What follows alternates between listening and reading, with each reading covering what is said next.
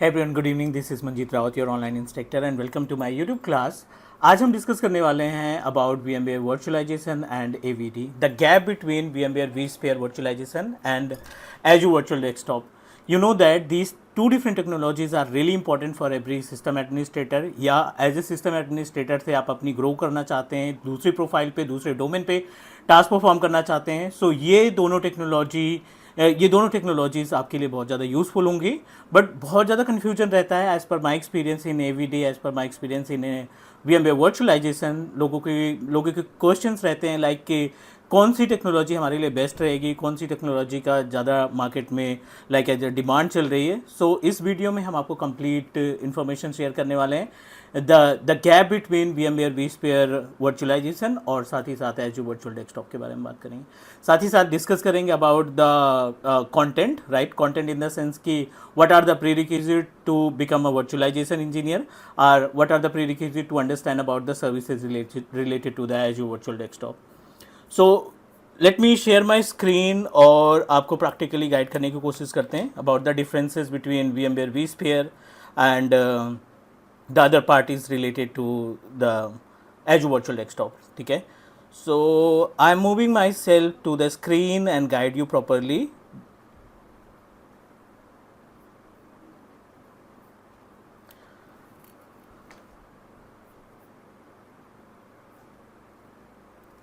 Okay, I hope you guys are able to see my screen. और अब यहाँ पे हम बात करने वाले हैं VMware vSphere और वर्चुअलाइजेशन के बारे में. VMware vSphere virtualization plus Azure virtual desktop. VMware vSphere and Azure virtual desktop, right. So gap क्या होता है? First of all, VMware vSphere जो है ये टोटली ऑन प्रमाइसेस सेटअप है. Means you are the responsible person to manage and create the infrastructure for VMware, जिसमें आपका hardware रहेगा, आप सॉफ्टवेयर आप इस्तेमाल करेंगे. I am talking about the vCenter server, ESXi host, vSAN या फिर NFS जो NSX जो भी है, ये सारा का सारा पार्ट आपको खुद से मैनेज करना पड़ेगा.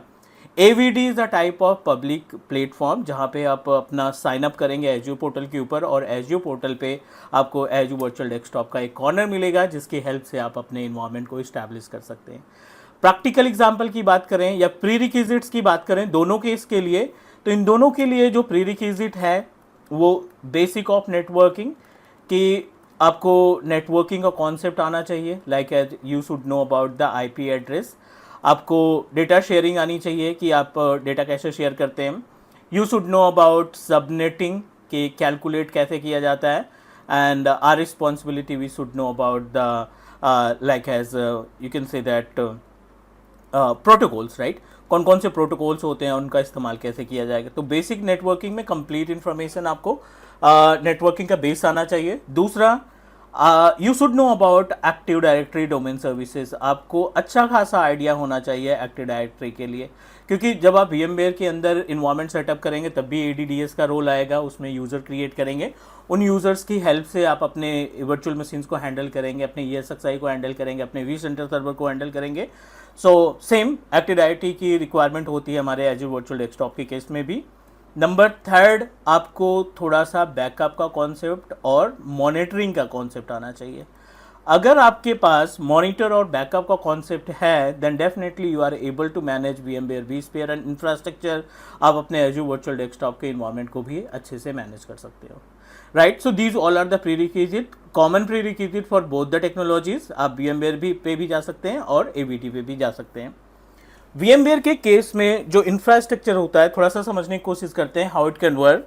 VMware vSphere का इन्वायरमेंट किस तरीके से काम करता है. इसके लिए आपको एक ESXi होस्ट होता है जो कि बेयर मेटल वर्चुअलाइजेशन जिसको बोलते हैं. ESXi host VMware virtual bare metal virtualization. एक vCenter सर्वर होता है,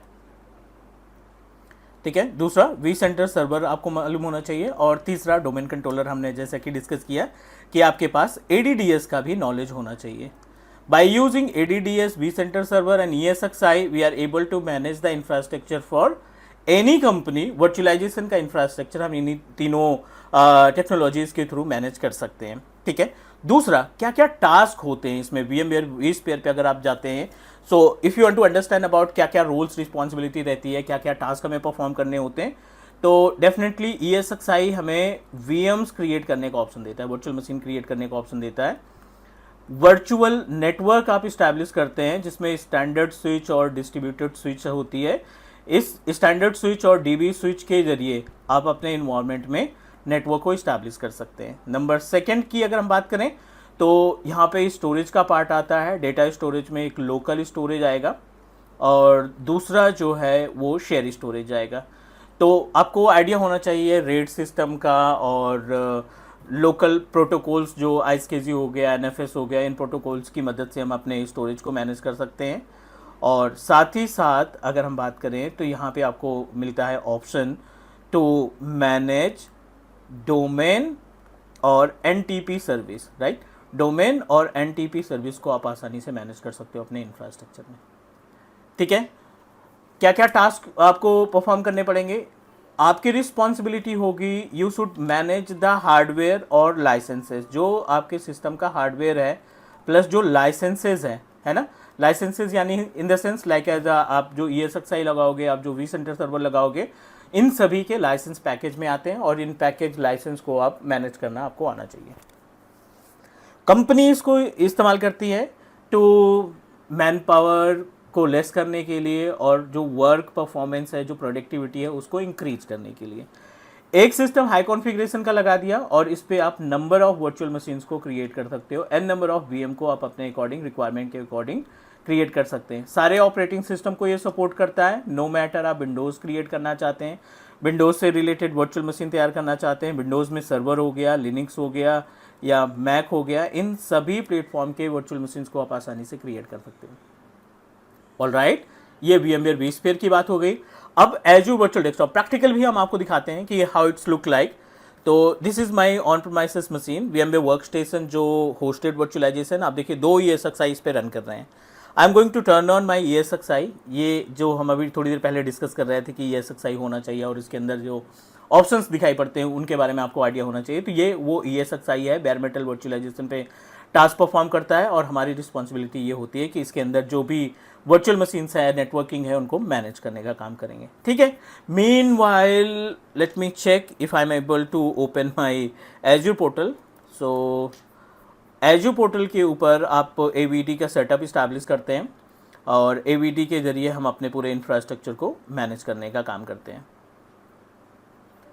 ESXi इज इन प्रोग्रेस। जैसे ही लॉगिन होता है, जिसे हमें कोई IP address, private IP address मिलती है, we are going to access the GUI और Azure वर्चुअल डेस्कटॉप भी हमारा ओपन हो गया है। This is my Azure portal. मेरे पास एक सब्सक्रिप्शन है और इस सब्सक्रिप्शन के ज़रिए we are going to perform the task. This is my subscription, दोनों MSDN सब्सक्रिप्शन है एंड ठीक है, कुछ क्रेडिट अमाउंट इसमें अवेलेबल है। So we are going to use these credit amounts to setup our AVD। Portal पे आप AVD type करेंगे, it will give us option of Azure virtual desktop और ये पूरा का पूरा प्लेटफॉर्म क्लाउड पे मिलेगा। कोई भी हार्डवेयर आपको अपनी तरफ से लगाने की रिक्वायरमेंट नहीं है। हाँ, इन केस अगर आप डोमेन कंट्रोलर अपना एग्जिस्टिंग इस्तेमाल करना चाहते हैं तो आप हाइब्रिड सेटअप बना सकते हैं, बट ऐसे कोई लाइक पोर्टल पे आपको सारी चीज़ें मिल जाएगी, आपको पैस AD मिल जाएगा, आप वर्चुअल मशीन में AD तैयार कर सकते हैं। सो यस, सारे ऑप्शंस रहेंगे। ESXi रेडी है। I am going to take the access of ESXi host. So इसी पेज पे ना हम अपने ESXi की IP एड्रेस 1.12 जो है 192.168.1.12, इसको हमने लॉगिन किया। Provide the user name and password. Root हमारा user by default user name होता है और जो पासवर्ड आपने इंस्टॉलेशन के टाइम पे दिया होगा वो आप पासवर्ड यहाँ पे दे दीजिए। अब देखिए, ये जो पैनल है, ये जो ऑप्शंस दिखाई पड़ रहे हैं, इन सभी की रिस्पॉन्सिबिलिटी हमारी, जितने भी ऑप्शंस दिखाई पड़ रहे हैं यहाँ पे, उन सभी की इन्फॉर्मेशन आपके पास होनी चाहिए। वर्चुअल मशीन पे चलते हैं। एक वर्चुअल मशीन हमने पहले से क्रिएट कर रखी है, आई थिंक इसमें ऑपरेटिंग सिस्टम भी अवेलेबल है। So let me check how it's look like, ताकि एक आपको आइडिया लग जाए कि ये BZ है, इसी BZ पे हमें काम करना है अगर आप VMware vSphere में कैरियर बनाना चाहते हैं तो।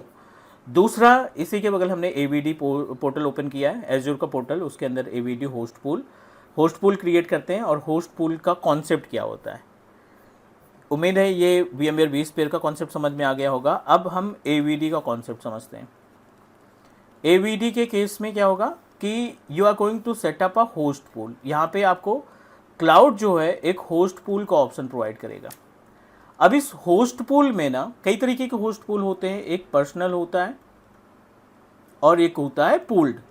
दोनों का कॉन्सेप्ट क्या है? पर्सनल का मतलब एक वर्चुअल मशीन को एक user at a same time access करेगा।